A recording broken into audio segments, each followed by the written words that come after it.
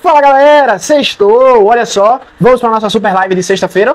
Turma, pegando as perguntas aqui, a primeira que eu gostaria de falar, que eu achei bem interessante, mandaram um pouquinho mais cedo no direct, é quantas, eu tô com o meu feedback aqui, tá, que é o tablet, só para você saber, que aí eu vou acompanhando melhor as perguntas, quantos movimentos por articulação, certo? Isso foi uma pergunta, tem uma pergunta semelhante a essa na nossa última live, que perguntaram justamente quantos movimentos por articulação, e aí está se referindo à preparação para o movimento. Eu sempre digo que é interessante que a gente aplique pelo menos um movimento por articulação, pensando que quase todas as pessoas vão pesar de todas as articulações durante o seu dia a dia, é interessante e importante que eu cuide de cada articulação pelo menos uma vez, né? Certo? Mas, por exemplo, se eu tenho um aluno idoso, e eu sei que esse aluno idoso ele já tem problema no tornozelo dele, para o tornozelo desse idoso eu coloco 2, 3 exercícios. Se eu tenho um aluno que é do jiu-jitsu, por exemplo, a galera do jiu-jitsu, ainda mais se for guardeiro, que luta por baixo, tem muito problema na região lombar. Então, para ele, eu vou colocar 2, 3 ações, 2, 3 movimentos ou ações para a região lombar, porque ele precisa. Então, quantos movimentos por articulação? Vai depender um pouco. Eu gosto de pelo menos um para cada articulação, mas é interessante que eu consiga direcionar e especificar de acordo com as necessidades dos meus alunos, certo? Nossa segunda pergunta que a gente pode puxar aqui é a seguinte. O que é melhor para estabilizar joelho? Essa é uma pergunta bem legal, turma. Por quê? Eu acho que o bom para estabilizar o joelho é dar um mortal para trás. Mas isso vai depender de cada pessoa. A gente está associando muito a fazer trabalhos de estabilidade com o uso de Bosu, mini disc, superfícies instáveis. Só que, na verdade, esse trabalho de estabilidade ele vai depender de cada pessoa. Por isso é uma coisa que eu falo sempre, galera. Turma, não fica só acreditando em guru da internet que fala seus alunos não melhoram porque você não aplica esse exercício ou aquele exercício ali. Porque isso não é verdade. É necessário ter um conhecimento muito claro de quem é o aluno, qual é a necessidade dele, para conseguir dizer qual é o exercício que estabiliza bem o joelho. Se o joelho é uma articulação que ele faz basicamente flexão e extensão, certo? Tem um pouco de movimentação médio-lateral, mas é bem pouquinho, certo? Flexão e extensão. Só que as forças que caem em cima desse joelho, que vai fazer flexão e extensão, elas vêm do quadril e vão estar em cima do tornozelo. Ou seja, ele é um ponto fixo entre dois pontos móveis. Ou seja, sempre que eu vou treinar a estabilidade de joelho, é bom entender que o quadril vai se movimentar muito e o tornozelo vai se movimentar muito. Por mais que meu joelho faça só flexão e extensão, é interessante que eu consiga fazer movimentos que também variem em outros planos. Antero-posterior, que é o padrão do joelho, médio-lateral e rotacional. Se eu conseguir entender essa característica do joelho e aplicar exercícios específicos para isso, eu vou criar exercícios excelentes para os meus alunos sempre, certo? Então não tem muito uma fórmula mágica, tal exercício é bom, tal não é. Tem exercícios que são muito interessantes, tem um que eu gosto muito, sempre aplico com os meus alunos, chamado 3 toques. Porque eu faço justamente isso, eu trabalho movimentos antero-posterior, médio-lateral e rotacional, certo? Ou seja, como eu não sei especificamente o que cada aluno precisa em relação àquilo, eu tento pelo menos cuidar um pouco em cada ângulo que aquele joelho vai ser usado no dia a dia. Então pensem comigo, você tem um aluno e ele sente dor sempre que vai subir escada. É um plano antero-posterior, então você tem que estabilizar o joelho dele no plano antero-posterior. Mas você não pode se esquecer, ou seja, para frente e para trás, né, turma? Mas você não pode esquecer que também vai ter movimentos médio-lateral. Então, se você cuidar só do antero-posterior e não dos outros planos também, você trabalha muito debilitado com esse seu aluno. Por isso, você precisa tentar abranger todos os ângulos, certo? Trabalhar todos eles. Não tem um exercício outro específico, tem alguns que eu acho interessante, como esses 3 toques. Entre outros, exercícios de base unipodal são interessantes. Mas é necessário eu analisar cada caso. E não existe exercício mágico. Infelizmente, certo? Quando o aluno tem medo de se movimentar por conta de dor. Olha só que pergunta legal. Quando o aluno tem medo de se movimentar por conta de dor. Turma, vocês já ouviram falar de cinesiofobia? Como o nome já diz, cinésio é movimento, fobia é medo. Tem muitos alunos que têm medo de se movimentar. Por exemplo, aquele idoso que tem dor lombar, ele evita pegar coisa no chão, porque já sentiu a coluna travando ou doendo quando faz isso. Aquela pessoa que está andando no joelho, ela tem medo de subir escada, porque sabe que para subir escada sente dor no joelho. Isso é cinesiofobia, certo? Quando o nosso aluno apresenta essa cinesiofobia em relação ao movimento, o que é que a gente precisa fazer? A gente precisa primeiro pensar fora da caixa. Não achar que o aluno não pode fazer esse ou aquele exercício por conta que ele sente dor. Segundo, não achar que um ou outro exercício vai solucionar o problema, porque o problema vai ser sistêmico. Não é um exercício que você vai passar que vai solucionar aquele problema. Você entender o quadro do seu aluno é o que vai fazer você conseguir ajudar ele ou não, certo? Então, quando o nosso aluno tem cinesiofobia, primeiro, avalie qual é o ângulo que ele tem medo. O que é que ele tem medo de fazer? Ele tem medo de subir escada, entrar, sair do carro, pular? Certo, identifique isso. Qual movimento com menos impacto, tanto real quanto psicológico, eu consigo passar para o meu aluno para que ele consiga executar esse padrão? Com base nisso, eu começo a tratar primeiro o medo de movimento dele com movimentos mais simples e junto com isso eu vou tratando o controle motor mesmo, que é o que ele precisa para executar o padrão, certo? Então, quando o nosso aluno tem medo do movimento, você, como um transformador de vidas, precisa mostrar para ele que ele pode se movimentar, certo? Então, identifique o ângulo, o movimento que ele sente dor. Veja exercícios que geram menos impacto psicológico e real relacionado àquele plano e aplique isso no seu aluno. Você vai conseguir tratar muito bem essa questão das dores nos alunos, certo? Como trabalhar a preparação para o movimento em alunos com artrose avançada? Aí é um aspecto bastante interessante. Primeiro, que eu tenho que entender o quadro desse aluno, o que é essa artrose avançada e o que isso impacta na vida desse aluno, certo? Segundo, eu tenho que entender que não é porque o aluno tem um quadro ou outro que eu não consigo preparar, não consigo trabalhar especificamente a preparação para o movimento dele, certo? Ou seja, eu tenho que entender primeiro que não existe trabalho que vai me impossibilitar de trabalhar com o aluno. Eu sempre vou conseguir trabalhar com o meu aluno. Segundo, eu tenho que entender o quadro do meu aluno. Então, se ele tem uma artrose, o que vai acontecer é que ele vai ter um tipo de tecido flexível que vai estar sendo prejudicado, vai perder a sua congruência, a sua plasticidade, a sua capacidade cartilaginosa, entre outros aspectos. Isso vai gerar dor no joelho, certo? Essa dor, um ponto importante é que normalmente, quando eu tenho um aluno que tem uma artrose, tem um desgaste da articulação, tem uma condromalácia patelar, as pessoas pensam que eu vou diminuir a carga, seja lá qual carga que eu estou trabalhando, e vou aumentar o volume, porque se ele fizer com menos carga, ele vai sentir menos dor. Mas entendam, se você tem uma ferida sobre a sua pele e você ficar esfregando ela em um outro lugar, ou a roupa até passando, essa ferida ela vai melhorar ou ela vai piorar? Ela vai piorar, porque eu fiquei passando como se fosse uma lima ali em cima dela. A artrose de joelho do seu aluno avançada é esse mesmo quadro. Ele tem uma estrutura que já está prejudicada, que já perdeu muito da sua função e está como se estivesse machucada. Se eu vou para exercícios muito volumosos, com muitas repetições, o que acontece é que eu estou pegando uma lima agora e passando ali por cima várias e várias vezes. E isso vai fazer com que o seu aluno sinta mais dor de joelho no outro dia. Então, se eu vou pensar numa preparação para o movimento desse indivíduo, é bom que eu faça coisas que desafiem a estabilidade dele, sem a necessidade de tantos movimentos, principalmente de flexão e extensão. E caso isso seja feito, que isso seja otimizado, certo? Seja otimizado com poucas repetições, mas movimentos altamente eficientes. Eu vou continuar trabalhando a preparação para o movimento com o meu aluno, mas agora eu vou focar em uma preparação para o movimento que tenha menor volume, menor quantidade de repetições, mas que ainda assim tenham muito movimentos. Por exemplo, digamos que eu boto meu aluno agora numa base unipodal e peço para ele movimentar os braços em um padrão específico. Para cima, para o lado, volta, cruza. Toda essa oscilação de tronco faz com que o joelho dele precise ativar muitas musculaturas agora para manter a congruência articular, sem obrigatoriamente eu estar fazendo vários e vários movimentos ali de flexão e extensão.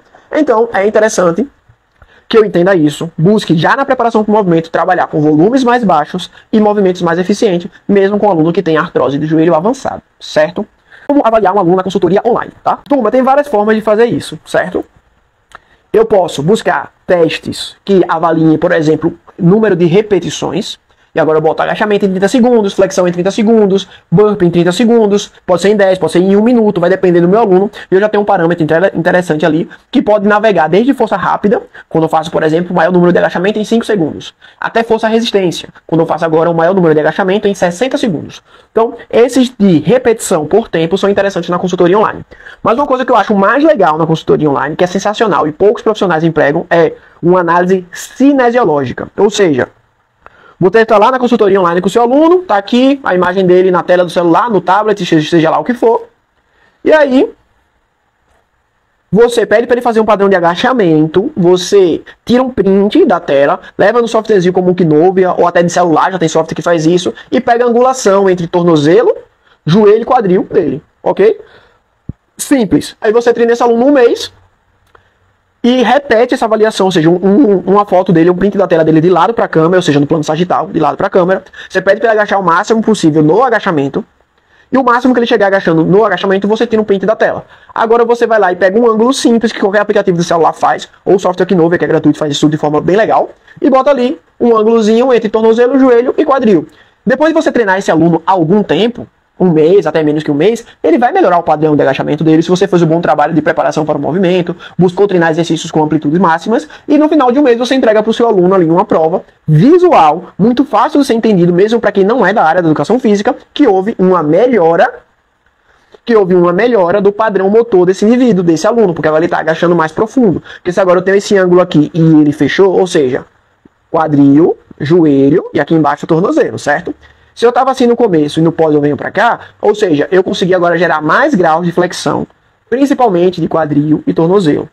E isso está indicando o quê? Maior capacidade física, maior controle motor e principalmente uma melhor qualidade de movimento. Então, na consultoria online, é bem interessante realmente utilizar análises cinemáticas do movimento, certo? Vai usar ali a cinesiologia, todo conhecimento básico, mas você vai entregar uma imagem pré e pós com a evolução do seu aluno. E o massa é que dá para analisar muita coisa do ponto de vista cinesiológico. Como se metrifica, acho que como se mede, né? Como se avalia a evolução do aluno na preparação para o movimento. A evolução dele não pode vir no treino em si, como esperar. Na preparação para o movimento, parâmetros que eu gosto de utilizar para avaliar a evolução do aluno são alguns, mas eu vou citar 2. Primeiro, melhora na coordenação motora, certo? Se o seu aluno tinha dificuldade em fazer um simples agachamento, agora ele já faz o agachamento elevando o braço, mantendo uma boa estabilidade, ele melhorou a coordenação dele.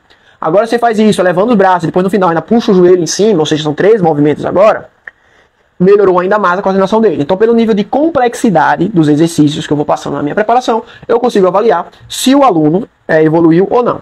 E o outro ponto é a amplitude de movimento que ele executa. Se eu tenho uma idosa, por exemplo, eu vou fazer rotação de ombro, rotação de braço aqui. Ela vinha até aqui e já baixava, vinha até aqui e já baixava. E agora ela está conseguindo vir aqui acima da cabeça, eu tenho agora uma maior amplitude de movimento. E eu consigo quantificar isso, inclusive, se eu quiser, em quantos graus ela ganhou.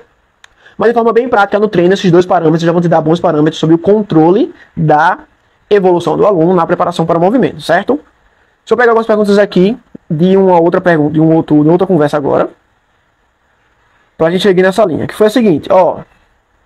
Pergunta bem direta e objetiva. Uma preparação para as lutas. Isso é muito legal.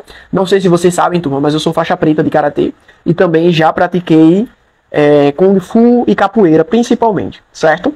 E uma coisa que eu sempre me queixei nas artes marciais é que tem uma parte tradicional, histórica, cultural, de que o aluno sempre repete o que o mestre dele faz. Claro, a tradição tem que ser passada para frente, mas o aluno tem que entender que tem coisas que a gente aplicava há 20 anos atrás que atualmente não são mais tão interessantes ou tão indicadas para as artes marciais, certo? E isso orienta a preparação para o movimento. Cada vez mais, com o advento de UFC, como outras modalidades competitivas, as artes marciais estão crescendo. E aquele negócio de ficar 30 minutos alongando no começo do treino, vou correr 10 km depois vou treinar, já não se encaixa mais em um atleta profissional de alto rendimento, certo? Como é que eu pensaria uma preparação para o movimento bem estruturada para as lutas? Primeiro ponto, trabalharia muito bem os 2 ou 3 padrões de estabilidade e mobilidade para cada articulação, pensando em um aluno assim mais já avançado. Segundo ponto, eu buscaria sempre bases assimétricas, porque a luta não ocorre com um pezinho do lado do outro, é sempre base assimétrica. Sempre bases assimétricas e sempre coordenando o padrão cruzado. O que é o padrão cruzado? Eu uso uma perna e o braço contrário, certo? Ou uso uma mão e a perna contrária. Esse é o padrão cruzado. Quando eu vou dar um chute, eu faço o padrão cruzado para levantar a guarda. Quando eu vou defender, eu faço o padrão cruzado. Então, seria bem interessante para as artes marciais que a minha preparação para o movimento explorasse esses elementos. Porque as artes marciais sempre vão ter esse padrão cruzado, usar braço e pernas alternados, e sempre vão ter bases assimétricas. Então, além disso, desses 2 elementos, eu tenho que considerar a necessidade de estabilidade central e ativação cognitiva, certo? Estabilidade central por quê? Ela sempre vai estar combinando as forças. Nenhum atleta dá um soco forte sem ter uma base boa, as pernas estarem fortes. Nenhum atleta chuta bem se o tronco dele fica balançando muito. Então o tronco, o core, é o que vai gerar essa transferência de força superior, inferior ou o contrário. Então eu tenho que ter um bom trabalho de core. Para lutador, não é ficar fazendo pranchinha, certo? Prancha é um trabalho sensacional para ativar o core. Eu recomendo, eu treino, passo para os meus alunos. Mas para lutador não serve, porque o que ele vai ter agora na luta é alguém puxando ele para um lado e para o outro. É ele avançando e voltando o tempo todo. Estava hoje no Campeonato Brasileiro de Karatê, e mesmo os atletas amadores sub-12, você viu uma movimentação extremamente rápida. Então, só uma pranchinha não vai preparar esse core para essa movimentação rápida. Eu tenho que fazer coisas que usem base assimétrica, tenho que fazer coisas dinâmicas e que principalmente deixem o indivíduo em pé.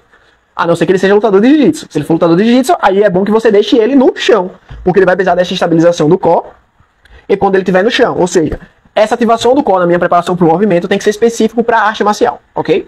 E o outro ponto, ativação cognitiva. Galera, o lutador tem que pensar rápido.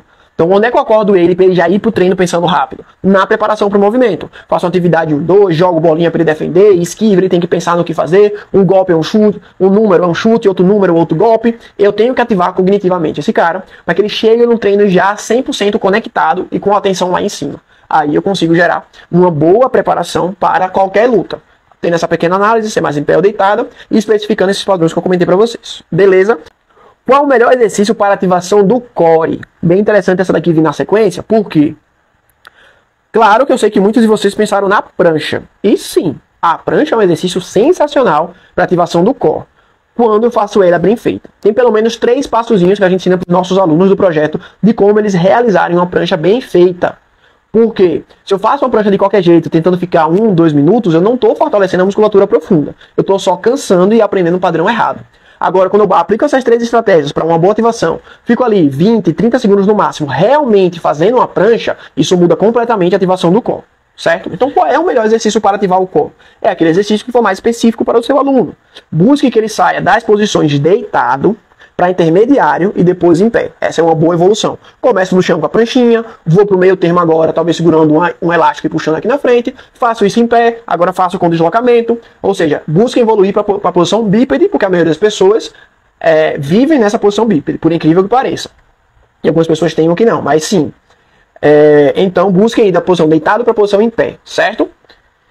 O outro ponto é, o core, ele não tem que estabilizar só no ângulo da prancha, que é anteroposterior. Quando eu estou na prancha, o meu quadril quer ir para baixo. Eu ativo a musculatura do abdômen, provavelmente reta abdominal, para jogar meu quadril de volta para cima. Só que na vida da pessoa, ela vai precisar estabilizar nesse plano, o anteroposterior, que eu comentei, mas vai ter movimento rotacional, vai ter movimento médio-lateral, e eu vou precisar trabalhar todos esses. Então também busquem ser multiplanares na ativação do core, e buscar trabalhar exercícios com diferentes ângulos e ações. Agora eu tenho uma ação que gira, uma ação que empurra, uma ação que puxa, uma ação que salta, e tudo isso exigindo uma boa estabilidade do core, certo? Então aí você terá bons exercícios para o core. Prancha recomendado, com essas 3 estratégias melhor ainda. Atividades em pé unipolares são boas, citei um exemplo mais cedo na live de hoje.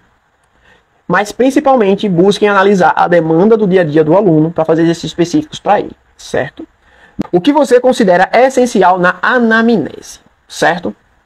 Galera, olha só, anamnese nada mais é do que você coletar informações básicas, certo? São uma série de perguntas que você faz para os seus alunos com o intuito de conseguir informações com a avaliação normalmente não coleta. Por exemplo, quantas horas a pessoa dorme, com o que ela trabalha, a relação dela com a atividade física, se ela gosta, se ela não gosta, quantos parentes ela tem, se os parentes... pessoa, quantos parentes a pessoa tem? Você tá maluca? O que é que importa pra mim quantos parentes a pessoa tem? Porque se a pessoa tiver 10 parentes que moram próximo dela, certo? Aí você pergunta, desses 10 aí, quantos praticam atividade física? Aí ela fala, nenhum. Ou seja, ela está inserida em um contexto onde não tem facilitadores da atividade física. Todo mundo tem aquele tio ou primo chato que está sempre treinando e ele vai dizer, cara, vamos treinar um dia comigo? Vamos marcar tal dia para ir fazer um pedal? Vamos nadar? Vamos subir uma trilha? Por mais que em algum ponto isso possa ser chato, essa pessoa é um facilitador. Ela está facilitando que você lembre que existe atividade física, talvez vá um dia, faça, experimente uma coisa nova, e isso é muito importante. Para, principalmente, pessoas que têm dificuldade em manter o nível de atividade física. Agora, se essa pessoa tem 10 parentes próximos que convivem com ela, e desses 10 parentes nenhum pratica atividade física, não julgando eles de forma alguma, mas o que é que está acontecendo? Ela não tem nenhum facilitador e tem algumas barreiras, porque ela não vê ninguém próximo dela dando um bom exemplo. Se eu detecto isso na minha anamnese, eu consigo pensar numa estratégia para melhorar esse aspecto. Pô, como ele não tem nenhum facilitador de atividade física na vida dele, eu vou ser esse cara, vou ligar para ele 7 da manhã, perguntar como é que foi o dia, se ele vai treinar, se não vai, que eu vou estar esperando ele, mesmo no dia que ele não for treinar comigo. Então, entendendo a anamnese dessa forma, essa coleta de informações tão relevantes, o que é que eu considero essencial em uma anamnese? Eu considero que ela seja, o essencial é que ela seja específica, certo? Vou explicar. Digamos que você está treinando guri ali de 18 anos para 16, 18 anos, luta kickbox, tá quase entrando na faculdade, tal. Você vai fazer uma anamnese e você, com as perguntas certas, você vai perceber que ele quer meter o shape, quer ficar com um braço de 40 centímetros e quer ir pra praia, tirar a camisa e ficar lá pousando. Cara, essa informação é importante, porque se você não atingir esse objetivo com ele no treino, provavelmente ele vai parar de treinar. Uma avaliação física sua não detecta isso. Então, fazer as perguntas certas para esse seu aluno vai ajudar a você a treinar ele da forma correta. Por isso é tão importante eu entender como se estrutura uma boa anamnese, que ela tem perguntas específicas para cada pessoa. Agora eu estou treinando um coroa, um idoso agora, seus 40 e poucos anos, quase 50, cabelo grisalho, tem 2 netos, e todo final de semana os netos vão para casa dele brincar. E vocês sabem disso porque você perguntou na anamnese. O que é que esse indivíduo quer da vida dele? Cara, ele quer brincar com os netos. Ele quer conseguir correr com o neto 10 metros sem ficar botando os bofos para fora.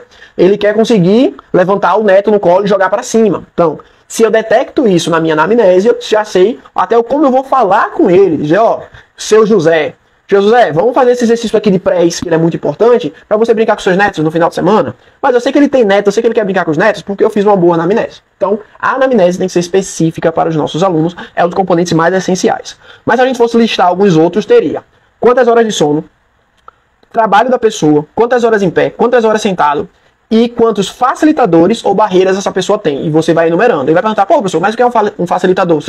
Quantas pessoas treinam com você? Você mora perto da academia? É longe? Você recebe estímulos diários no seu Instagram de amigos para treinar ou não? Isso são facilitadores. O que são barreiras? Cara, que tipo de coisa você consome? Que séries você assiste? Os familiares estimulam você a treinar? Mais alguém treina na sua família? Alguém acha importante? Como é que são seus amigos? São possíveis barreiras, certo? Então esses elementos já são interessantes para você ter na sua anamnese. Ok? Que tem de diferencial no seu curso, certo? Turma, eu tô para lançar um curso sobre preparação para o movimento, tá? Principalmente porque sempre me perguntam em outros cursos que eu ministro, como Kettlebell Training, LPO, Cross Training, Calistenia, e nós sempre que vamos para a parte prática desses cursos, eu passo uma preparação para o movimento para eles fazerem a parte prática do curso. E aí sempre perguntar, pô, professor, e esses movimentos que você faz aí, de onde é que saem? Eu falei, não, cara, eu faço aqui porque são interessantes, trabalho as funções articulares especificamente, e sempre me cobraram muito que eu pegasse essa parte que eu aplico nos cursos e estruturasse de uma forma, inclusive eu recebo mensagem direta do pessoal, professor, me manda um vídeo daquele movimento que você fez no curso lá, no começo do treinamento, assim, assim, assim. Então, por conta disso, eu estou lançando esse curso de preparação para o movimento. E o que é que eu posso dizer que tem de diferencial nesse curso? Não é um tema que a maioria das pessoas, da maioria dos profissionais conhece, infelizmente. Muitos profissionais ainda aplicam só aquecimento e alongamento, e fazem um outro exercício copiado de rede social.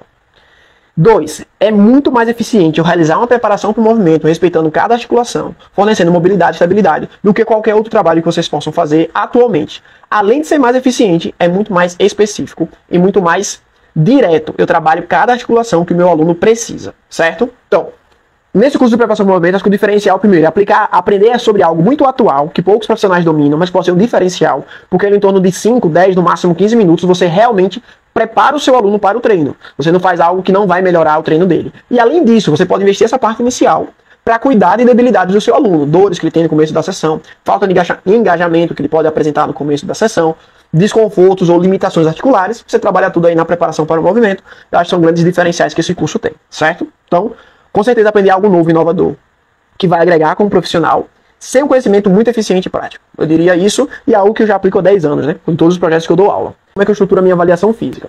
Fernando, eu já estruturei de várias formas minha avaliação física, e atualmente eu já tenho um modelo mais ou menos pronto de como seria. Eu tenho uma tabela, onde eu vou sempre colocando a data da avaliação em cima, e os testes que eu aplico embaixo. Desses testes, eu tenho testes físicos clássicos, como agachamento em 30 segundos, flexão em 30 segundos, tempo na prancha, e avalio também qualitativamente a qualidade do agachamento do meu aluno. Eu avalio alguns pontos específicos do agachamento dele e classifico entre bom, médio ou ruim, de acordo com o agachamento, certo? Então eu tenho testes clássicos ali, e isso principalmente no online. No presencial já faço teste, por exemplo, de corrida de 20 metros, de salto na caixa, entre outros. Mas eu faço isso muito na consultoria online, fiz durante muito tempo. E ainda faço atualmente na T1 de consultoria online. E essa parte mais física, mais direta ali da minha avaliação, que é quando eu pego só um aspecto físico, força, resistência e avalio. Eu avalio questão de motivação, de esforço e de prazer e desprazer. Motivação, sempre perguntando quando ele está motivado ou pronto para treinar. Esforço, escala básica de percepção de esforço de 0 a 10. Prazer e desprazer, feeling scale, escala de sensação que vai de 0 a menos 5 quando eu tenho sensações negativas, de 0 a mais 5 quando eu tenho sensações positivas. Então eu sempre avalio esses aspectos também mais perceptivos ali, emocionais. E tenho a minha avaliação cinesiológica, uma avaliação cinemática que eu faço do padrão do agachamento bipodal no plano frontal, de frente, e no plano sagital, e agachamento unipodal no plano frontal, para que eu possa ver algum vago de joelho quando tem um agachamento unipodal, certo? Então, basicamente, eu estruturo assim a minha avaliação. Para o meu aluno, isso vai entregue em números para ele, e ao final da avaliação, além da imagenzinha dele comparando pré e pós, eu faço um pequeno relatório com a linguagem mais acessível, mais simples, para que o meu aluno consiga ler e interpretar os valores que estão ali. Então é basicamente isso aí que eu faço com os meus alunos atualmente em relação à avaliação física, a forma que eu estruturo, beleza? Olha só, turma, para a gente fechar aqui a última pergunta, acho que é bem engraçado, não sei se é um desabafo de algum aluno, mas foi o seguinte: por que não pode fazer alongamento? E galera, pode fazer alongamento, viu? Eu não estou dizendo que é proibido não, pode fazer alongamento, tá tranquilo. Agora, saiba que esse alongamento não é a melhor estratégia para preparar o seu aluno no começo da sessão. Esse alongamento não é nem talvez a melhor estratégia para um volta calma no final da sessão.